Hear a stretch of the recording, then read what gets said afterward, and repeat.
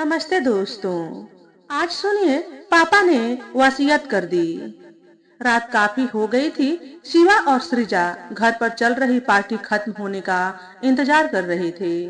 जैसे ही सारे मेहमान विदा हुए, शिवा बोले, आज की पार्टी देखकर मेहमानों की आंखें फैली रह गई। उन्होंने हमारी ओर से ऐसी पार्टी की कभी कल्पना भी नहीं की होगी। आज सबके सामने हमारी इज्जत बहुत बढ़ गई। शिवा, काश हमारे पास ढेर सारा रुपया होता तो हम आए दिन ऐसी ही पार्टी करते रहते। चिंता क्यों करती हो? पापा के पास बहुत सारी प्रॉपर्टी है। उनके अपने खर्चे तो कुछ है नहीं। उनके जाने के बाद वह सब कुछ हमारा हो जाएगा और फिर हम सब कुछ बेचकर ऐसे ही ऐश करेंगे। तुमने उन्हें वसीयत के बारे में याद दिला दिया था ना? पापा से कहने की मेरी हिम्मत नहीं पड़ती। मम्मी को कई बार कह चुका हूँ, वे हर बार यह बात टाल जाती हैं। जितनी जल्दी हो सके उनका सब कुछ अपने नाम करवा लो, तभी हमारी जिंदगी सुकून से चल सकती है। हमारे अपने खर्चे अब तनख्वाह से पूरे नहीं होते हैं। बैंक बैलेंस की हालत तुम देख ही रहे हो। किटी पार्टीज और क्लब मेंबरशिप में बहुत रुपए निकल जाते हैं। यही हाल रहा तो कुछ समय बाद परेशानियां खड़ी हो जाएंगी।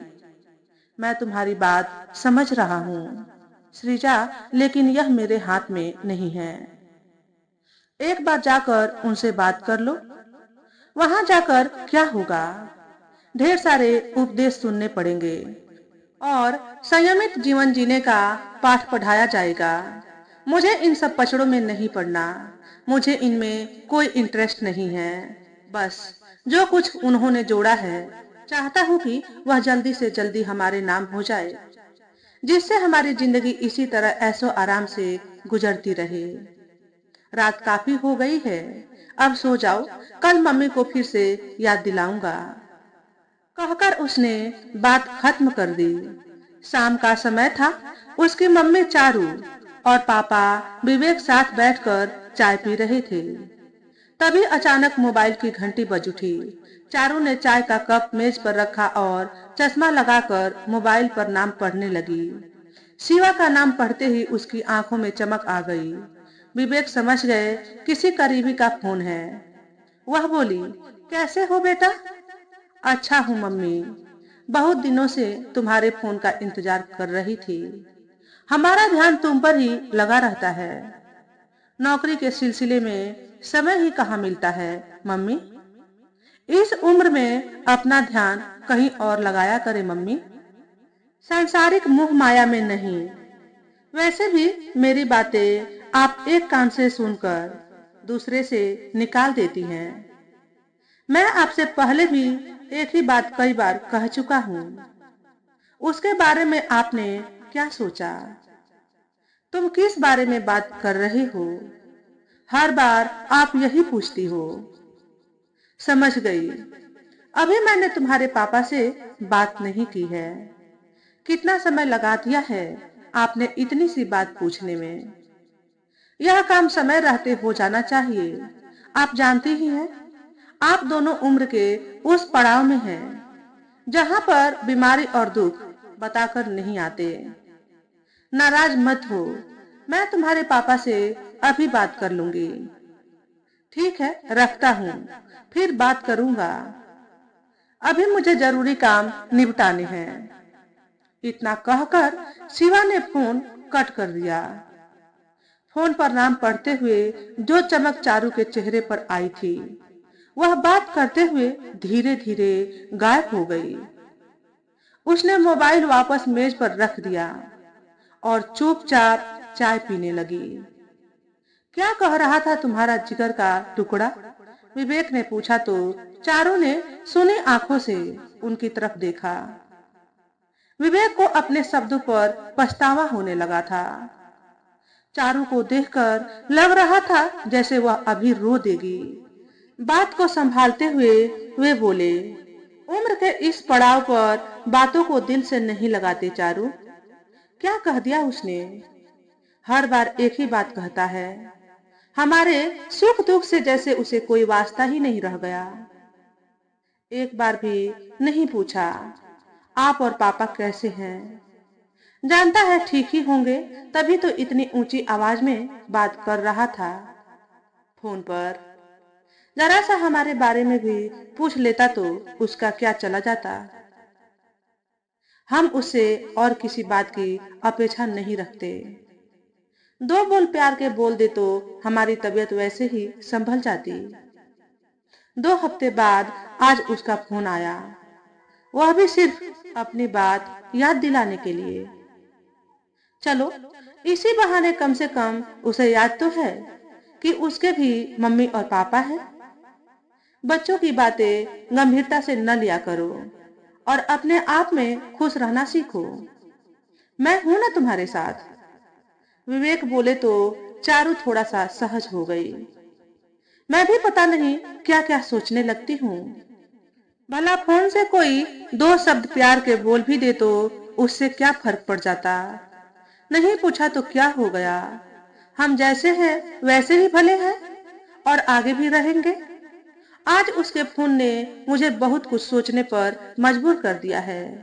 चारू, शिवा की बात अपनी जगह पर सही है। तुम भी उसका पक्ष ले रहे हो। जैसा भी है, अपनी औलाद है।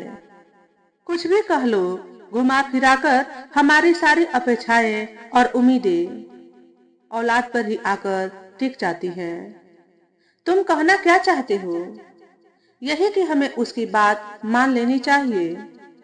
कैसी बातें करते हो? जो अभी हमें नहीं पूछता है, वह बाद में क्या पूछेगा? तुम जरा ठंडे दिमाग से सोचना। तुम्हें उसकी और मेरी बातें ठीक लगेंगी? उम्र का क्या है, यह तो चंद अंकों का जोड़ होता है। मन में जीने की लालसा हो तो इंसान कई सालों तक निरोगी रहते हुए अपनी जीवन यात्रा पूरी कर लेता है। कहीं ऐसा ना हो हमें कोई ऐसा रोग लगे जिससे हमें दूसरे का मोहताज होना पड़े। मोहताज तो हम आज भी किसी के नहीं हैं और ना कभी होंगे। अपने जीते जी हमने इतनी कमाई जरूर की है कि अपना ख्याल खुद रख सके। कभी अपने हाथ से न कर पाएंगे तो किसी को मदद के लिए रख लेंगे, फिर भी किसी के आगे हाथ नहीं फैलाएंगे। तुम बात को घुमाकर कहाँ की कहाँ ले जाते हो। मेरे कहने का यह मतलब नहीं था चारू। जब से उसका फोन आया है, तब से हम दोनों इसी विषय पर बात कर रहे हैं। टहलने का टाइम हो गया है। पार्क में हमारे दोस्त इंतजार कर रहे होंगे। विवेक बोले, आज समय का पता ही नहीं चला। मैं अभी तैयार होकर आती हूँ। इतना कहकर चारू शूज पहनने चली गई। विवेक ने अपनी छड़ी उठाई और बाहर आंगन में उसका इंतजार करने लगे। पार्क उनके घर से जरा सी दूरी पर था। शाम को 2 घंटे के लिए वे वहां चले जाते और दोस्तों के साथ अच्छा समय बिताकर वापस आते। चारों अपने हम उम्र साथियों के साथ वक्त बिताकर दिन भर की थकान भूल जाती। घर लौटकर आने पर शांताबाई आ जाती और वह उनका रात का खाना तैयार कर देती। कहने को दोनों को घर में कोई परेशानी न थी। नौकर चाकर सब काम निपटा जाते। मोबाइल पर ऑनलाइन सुविधा होने के कारण विवेक को भी बिजली, पानी, भवन कर आदि के बिल जमा करने की टेंशन नहीं थी। मन बहलाने के लिए घर का सामान कभी वे खुद ले आते और कभी ऑनलाइन ऑर्डर कर देते। आज न जाने क्यों उनके चेहरे पर रोजमर्रा वाली खुशी नहीं दिख रही थी।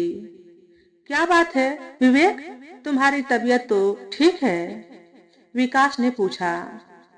मुझे क्या हुआ है, एकदम फिट और हेल्दी हूँ। मुझे लगा किसी बात को लेकर तुम्हारे मन में दुविधा चल रही है। मान गए तुम्हें।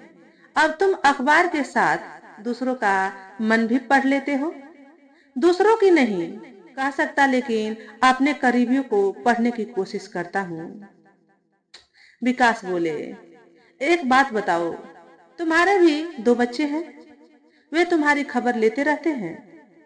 आज का जमाना तुम जानते ही हो। सब बच्चे अपने आप को बहुत व्यस्त जताते हैं। बेटे का फोन हफ्ते 10 रोज में आ जाता है, लेकिन बेटियां माँ को फोन करना नहीं भूलती। सही बोले, बेटियां होती ही ऐसी है। सच पूछो तो बेटियां अच्छे संयोग से ही मिलती है। आज तुम यह सब क्यों पूछ रहे हो? ऐसे ही कभी कभी मन भटकने लगता है। चारों ज्यादा सेंसिटिव है, बच्चों के फोन नहीं आते तो परेशान हो जाती है। मुझे लगता है कि भाभी के बहाने तुम अपने दिल की बात कह रहे हो, यही समझ लो। याद तो हर समय उनकी आती रहती है, लेकिन मर्द हूँ, मन को संभाल लेता हूँ। चारों अपनी भावनाएं दबा नहीं पाती और कभी कभी बहुत भावुक हो जाती है। उनके साथ तुम हो तो समझने की कोशिश करता हूँ, लेकिन माँ का मन कहाँ मानता है। वह हर समय बच्चों पर ही लगा रहता है। खाते, जागते, उठते बैठते बस उन्हीं के बारे में सोचती रहती है। अपना ध्यान उनसे हटा नहीं पाती। बुढ़ापे में जब शरीर शिथिल होने लगता है तो दिमाग ज्यादा तेज दौड़ता है। यह उसी का परिणाम है। मन के घोड़े एक सेकंड में कहां से कहां पहुंच जाते हैं, इसकी हम कल्पना भी नहीं कर सकते। छोड़ो इन बातों को, यह बताओ कि आज का दिन कैसा रहा? रोज की तरह एकदम बढ़िया। सुबह के काम निपटाकर बाजार की तरफ निकल जाता हूँ। समय कब कट जाता है पता ही नहीं चलता। इससे ज्यादा हमें और क्या चाहिए? विकास बोले। चाहिए तो बहुत कुछ होता है, लेकिन उतना सब मिलता कहाँ है। मन बहलाने के लिए उसे कहीं न कहीं लगाकर रखना पड़ता है, और वह काम मुझे बखूबी आता है। तभी वहां पर नरेन आ गए और उनकी बातों का सिलसिला वहीं पर छूट गया। उसके बाद राजनीति की बातें घर जाते जाते तक खत्म होने का नाम ही नहीं ले रही थी। वापस लौट कर आने पर चारू और विवेक दोनों का मन हल्का हो गया था। शांताबाई उनके लौटने का इंतजार कर रही थी। आज आने में जरा देर हो गई। तुम कब आई शांताबाई? अभी आई हूँ दीदी। ज्यादा इंतजार तो नहीं करना पड़ा। मुझे चिंता हो रही थी, आप लोग कहाँ चले गए? कहीं जाते हैं तब उसकी खबर पहले कर देते हैं। शांताबाई, आज बातों में समय का पता ही नहीं चला। शांताबाई ने उनके लिए सूप बनाया और उसके बाद खाना बनाने लगी। चारों सोचने लगी कि इंसान जीवन भर परिवार के लिए कितनी मेहनत करता है और आखिर में उसके हाथ क्या लगता है। बच्चे बड़े होते ही अपने रास्ते चल देते हैं। पीछे से बूढ़े मम्मी और पापा उन्हें याद करने के लिए रह जाते हैं। शांताबाई भी अपने परिवार के लिए दिन रात काम में जुटी रहती। उसने दोनों बेटों की कम उम्र में घर बसा दिए। वे भी मेहनत मजदूरी करके अपना परिवार पाल रहे थे। शांताबाई के ऊपर अभी बेटी की जिम्मेदारी थी। उसी की खातिर वह इतनी मेहनत कर कुछ रुपए जुटा रही थी, जिससे अच्छे घर में बेटी का रिश्ता कर सके। एक दिन चारू ने पूछा, चित्रा का रिश्ता कहीं तय हुआ? बात चल रही है दीदी, वे कुछ दिन में जवाब दे देंगे। तेरी बेटी बहुत गुणवान है, जिस घर में जाएगी उसे खुशहाल बना देगी। यही सोचकर उसके लिए अच्छा घर देख रही हूँ, जिससे उसे शादी के बाद मेरी तरह घर घर जाकर काम न करना पड़े। चित्रा के जाने पर घर सूना हो जाएगा, यह ख्याल आते ही मन घबराने लगता है। उसके बगैर मैं कैसे रहूंगी? वह मेरा बहुत ख्याल रखती है, घर पर मुझे कुछ नहीं करने देती। शांताबाई की बात सुनकर चारू को अपने पुराने दिन याद आने लगे। वह भी बच्चों के अपने से दूर जाने की कल्पना मात्र से ही डर जाती थी। ऐसे मौके पर शिवा मम्मी की हिम्मत बढ़ाता। मम्मी, आप बेकार में चिंता करती हो। मैं पढ़ाई करने दूर जा रहा हूँ, दिल से थोड़े न जा रहा हूँ। जब मौका लगेगा झट घर आ जाऊंगा। उसकी बात सच थी। पढ़ाई के दौरान उसका मन हॉस्टल में बिल्कुल न लगता। कभी वे उससे मिलने वहां चले जाते और कभी वही छुट्टी लेकर घर आ जाता। इंजीनियरिंग की पढ़ाई के शुरू के 2 साल शिवा ने बड़ी मुश्किल से गुजारे। तीसरा साल शुरू होते ही सृजा उसी कॉलेज में फर्स्ट ईयर में आ गई। दोनों के बीच पहले दोस्ती हुई और वह प्यार में बदल गई। डिग्री मिलते ही उसे एक अच्छी कंपनी में नौकरी मिल गई। सृजा की पढ़ाई अभी बाकी थी। शिवा को जब भी समय मिलता वह मम्मी और पापा के पास आने के बजाय सृजा से मिलने पहुंच जाता। चारू और विवेक इस परिवर्तन को महसूस कर रहे थे। एक दिन चारू ने हंसते हुए उसका दिल टटोला तो उसने अपने दिल की बात बता दी। मम्मी, मेरे साथ कॉलेज में सृजा पढ़ती थी। मुझे वह बहुत अच्छी लगती है। हम दोनों शादी करना चाहते हैं। अभी उसकी पढ़ाई में 1 साल बाकी है। वह कहाँ की रहने वाली है? कानपुर शहर की है, शिवा बोला। उसे सृजा के बारे में जितनी भी जानकारी थी उसने मम्मी को दे दी। उन्हें यह सब बताकर उसका मन हल्का हो गया था। विवेक और चारू उसकी पसंद जानकर खुश हो गए। शिवा की खुशी में ही उनकी खुशी शामिल थी। 1 साल बाद सृजा की पढ़ाई पूरी होते ही शिवा ने उसकी नौकरी का इंतजाम उसी कंपनी में कर दिया जिसमें वह काम कर रहा था। अब दोनों का एक दूसरे से दूर रहना मुश्किल हो रहा था। सृजा ने अपने मम्मी पापा से शिवा के बारे में बात की। उन्हें इस शादी से कोई ऐतराज न था। दोनों परिवारों की रजामंदी से शिवा और सृजा का प्यार विवाह बंधन में बदल गया। सब खुश थे। शिवा के पैर धरती पर नहीं पड़ रहे थे। शादी के बाद 1 हफ्ते घर रहकर वे हनीमून पर निकल गए। वहीं से वे दोनों अपने अपने काम पर चले गए। उन्हें जब भी मौका मिलता वे घर आने के बजाय घूमने फिरने निकल जाते। सृजा को अपनी मम्मी और पापा से विशेष लगाव था। अक्सर वह उनसे मिलने चली जाती। धीरे धीरे शिवा और सृजा इतने व्यस्त हो गए कि घर आना तो दूर, फोन पर बात करने का भी उनके पास समय न था। सृजा कभी भी चारू और विवेक को अपने दिल और जिंदगी में वह जगह नहीं दे पाई जो उसने अपने मम्मी और पापा के लिए सुरक्षित रखी थी। शादी के 5 साल के भीतर शिवा 2 बच्चों का पापा बन गया था। कभी कभी वे दोनों ही अपने पोते और पोती से मिलने उनके पास चले जाते। बच्चे भी उनसे ज्यादा घुलते मिलते नहीं थे। विवेक नौकरी से रिटायर हो गए थे। वे पत्नी के साथ आराम से अपने दिन बिता रहे थे। इधर कुछ समय से शिवा लगातार उनके ऊपर वसीयत कराने का जोर डाल रहा था। उसे मम्मी और पापा के सुख दुख से कोई मतलब न था, लेकिन उनकी अर्जित की हुई संपत्ति से बहुत लगाव था। पापा से बात किए शिवा को काफी समय हो गया था। 2-3 हफ्ते में वह मम्मी को इसकी याद जरूर दिला देता। इससे ज्यादा उसका अपने मम्मी और पापा से कोई जुड़ाव नहीं रह गया था। विवेक इस बात को बड़ी शिद्दत से महसूस कर रहे थे। उनका मन यह सुनकर खराब हो जाता।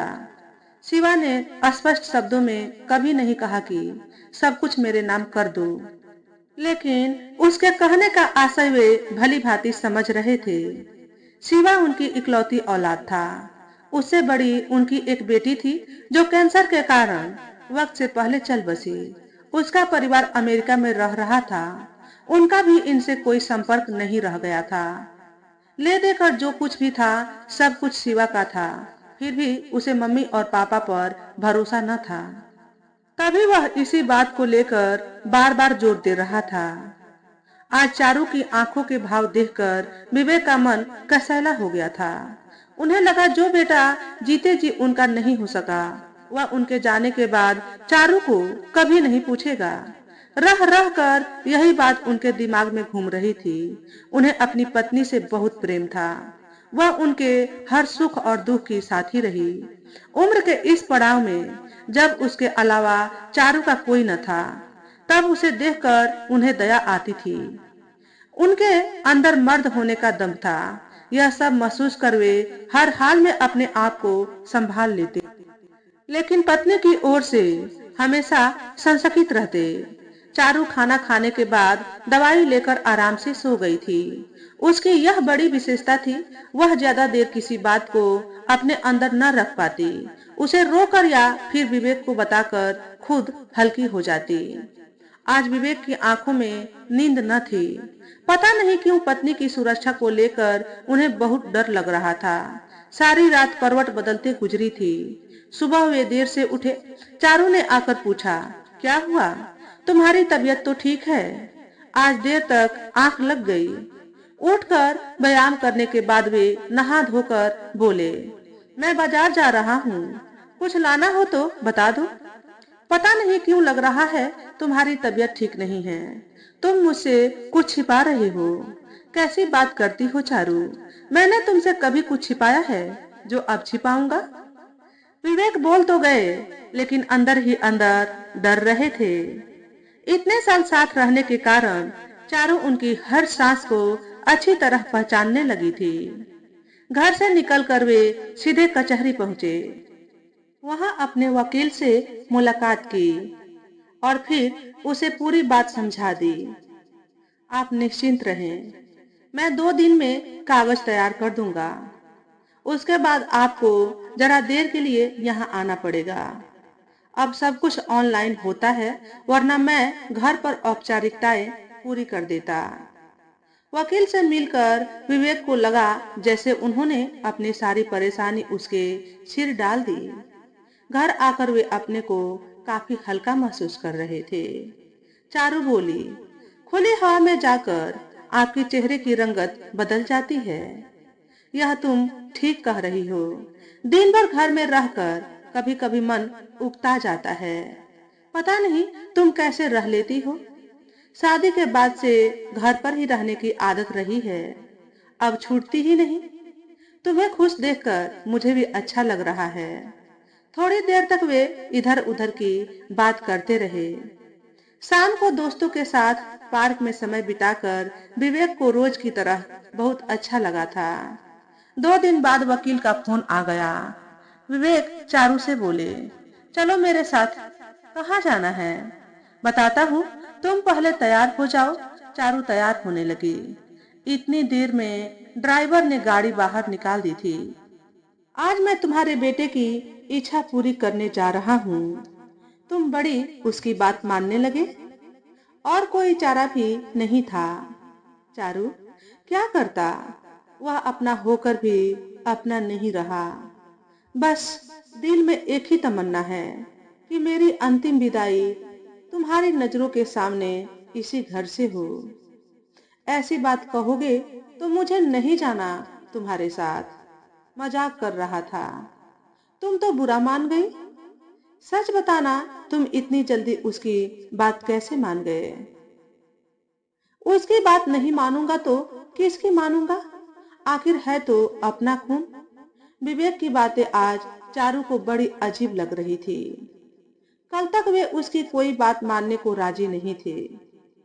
आज उनके सुर बिल्कुल बदले हुए थे। वकील के चैम्बर में आकर वे उनका इंतजार करने लगे। कुछ देर में वे आ गए। ज्यादा इंतजार तो नहीं करना पड़ा। विवेक जी, एक बार वसीयत पढ़कर सुना देता हूँ। अभी भी कुछ बदलाव करना चाहें तो कर सकते हैं। इतना कहकर उन्होंने वसीयत पढ़कर सुना दी, जो कुछ इस तरह थी। मैं विवेक कुमार अपने होशो हवास में अपनी समस्त चल और अचल संपत्ति अपनी धर्म पत्नी चारू कुमार के नाम करता हूँ। मेरी मृत्यु के बाद मेरी समस्त चल और अचल संपत्ति की एकमात्र वारिस श्रीमती चारू कुमार होंगी। वे उसका उपयोग और हस्तांतरण अपने ढंग से करने के लिए स्वतंत्र होंगी। वकील के कहे हर शब्द के साथ चारू के चेहरे के हाव भाव बदलते जा रहे थे। बिल्कुल ठीक है, इसमें कुछ बदलने की गुंजाइश नहीं है। ठीक है, चलिए मेरे साथ। वे दोनों वकील के पीछे चल दिए। चारू हौले से बोली, यह आपने क्या किया? तुम्हारी सुरक्षा का इंतजाम कर दिया है। चारू, शिवा बहुत दिनों से कह रहा था ना कि अपने होशो हवास में रहते वसीयत कर दो। उसका आशय मैं अच्छे ढंग से समझ रहा था। आखिर बात तो वही आकर अटक गई। संपत्ति मेरे नाम हो या तुम्हारे, शिवा को इसमें से कुछ नहीं मिला। उसे यह जानकर बुरा लगेगा। मुझे उसके जज्बात की कोई चिंता नहीं है। जब उसे हमारी परवाह नहीं तो हम उसकी परवाह क्यों करें? यह बताओ, तुम्हें यह सब सुनकर कैसा लगा? ऐसा कभी न हो कि मुझे यह दिन देखना पड़े। मैं अंतिम सांस तक आपके साथ चलना चाहती हूँ। मैं अकेले होने की कल्पना भी नहीं कर सकती। एक न एक दिन तो हम दोनों में से किसी एक को अपनी जीवन यात्रा पर अकेले आगे जाना होगा। अभी तक सब कुछ मेरे नाम है, तुम्हारे कुछ नहीं। तुमने कभी इसकी शिकायत तक नहीं की। अगर मैं पहले निकल गया तो मेरे बाद सब कुछ तुम्हारा होगा चारू। तुम किसी की मोहताज नहीं रहोगी। कोई जरूरी नहीं कि हम अपनी जीवन भर की कमाई उस इंसान को सौंप दे जो कहने को तो हमारी औलाद है, लेकिन उसने औलाद होने का कभी कोई फर्ज नहीं निभाया। हम कभी उसके मोहताज नहीं थे और न कभी होंगे। हम अंतिम सांस तक अपने दम पर सब कुछ करेंगे। इसके लिए हमें गैरों की सहायता लेनी पड़े तो मुझे उसमें ऐतराज नहीं। विवेक की बातें सुनकर चारू की आंखें भर आई थी। किसी तरह उसने दुपट्टे के कोने से उन्हें पूंछ दिया। आज यहाँ आने की उसकी कोई जरूरत नहीं थी, फिर भी विवेक उसे अपने साथ लाए थे। यह देखकर उसे बहुत अच्छा लगा। सब काम संपन्न हो जाने के बाद वे घर लौटते हुए बोले, तुम मेरे इस फैसले से खुश तो हो ना चारू? सच पूछो तो मैंने इतनी दूर तक कभी सोचा ही नहीं। कभी कल्पना भी नहीं की कि मुझे तुम्हारे बगैर जीना पड़ सकता है। आंखों में आए आंसुओं को रोकते हुए वह बोली, यह खुशी का समय है, दुखी होने का नहीं।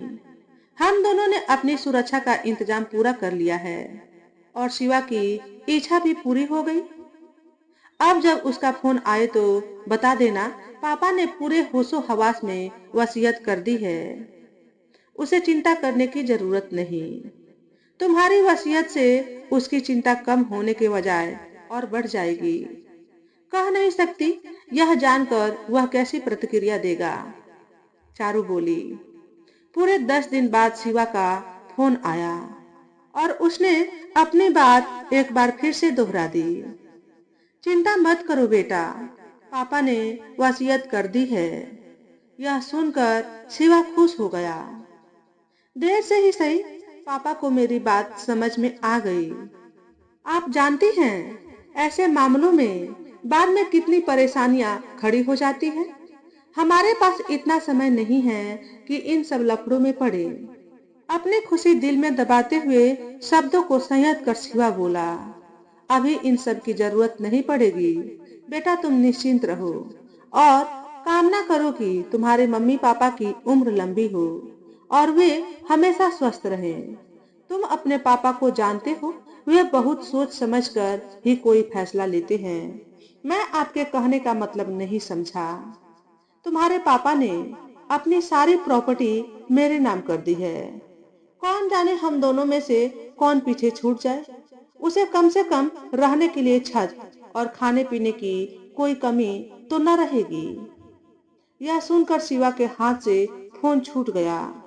उसने क्या सोचा था और क्या हो गया। वह जल्दी से जल्दी सब कुछ अपने नाम करा लेना चाहता था और विवेक थे कि उसे लटकाते चले जा रहे थे। अब सब कुछ उसके बर्दाश्त के बाहर होने लगा। उसके सारे अरमान धरे के धरे रह गए। इंतजार खत्म होने का नाम नहीं ले रहा था और बढ़ता ही जा रहा था। चारू सोच रही थी कि पता नहीं अब उसका फोन कितने दिनों बाद आएगा। फोन का इंतजार करके करना भी क्या है।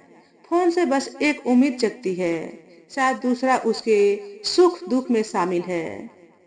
यहाँ कोई न पूछने वाला है और न उनके लिए दुख मनाने वाला। अपना साथी साथ रहे, बस इतना ही बहुत है। उसके मन में रह रह कर उठ रही शंका ने मूर्त रूप ले लिया था। वह समझ गई कि यह सब जानने के बाद शायद शिवा की आवाज सुनने को भी उसके कान तरस जाएंगे। उसने तुरंत अपनी शंका को दूर झटक दिया और मन ही मन विवेक की लंबी आयु की कामना करने लगी। तो दोस्तों, आज के वीडियो में बस इतना ही। अगर हमारे द्वारा बताई गई कहानी थोड़ी सी भी अच्छी लगी हो तो वीडियो को लाइक और शेयर करें। चैनल पर पहली बार आए हो तो चैनल को सब्सक्राइब करके बेल नोटिफिकेशन को ऑल पर सेट कर लें, ताकि आपको ऐसे ही अच्छे अच्छे वीडियो देखने को मिले। हमेशा खुश रहे, हमेशा स्वस्थ रहें। वीडियो देखने के लिए आपका बहुत बहुत धन्यवाद।